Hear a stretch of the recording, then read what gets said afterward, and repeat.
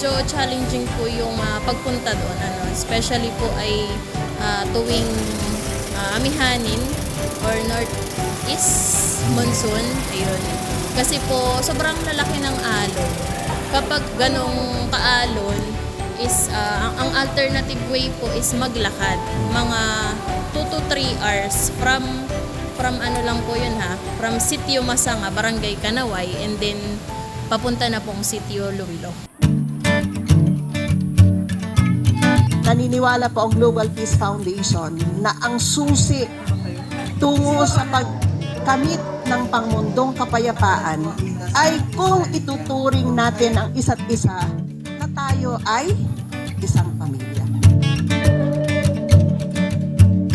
Ang programang ito po ay hindi lang naghatid ng liwanag, kundi bukas na kaisipan para sa masama-samang pagtulong at pagpapaunlad ng kanilang sarili at ng kanilang komunidad. Ang sarap lang sa pakiramdam na may ganitong mga organisasyon katulad ng Global Peace na yung nagtatrabaho ka para sa tao at meron kang mga nakikilala along the way na mga partners katulad ng Global Peace na may isang layunin, to empower our people. Kasi bagamat tinutulungan natin ang mga taong ito, ang bawat isa sa kanila, ang bawat pamilya po ay may kanya-kanyang potensyal, may mga kanya-kanyang kakayanan na nag-iintay lang ng pagkakataon na maipamalas ang mga ito.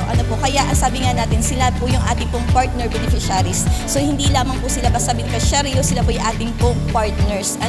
Na mahalaga po sila sa ating programang ito dahil kung wala po ang kanila pong aktibong partisipasyon at talaga pong pagbibigay po ng liwanag sa loob ng tahanan, nagsisimula sa loob ng tahanan. At si Global Peace po, ay isa sa mga hakbang na talagang simulan, literally and figuratively, ng liwanag po sa loob ng tahanan.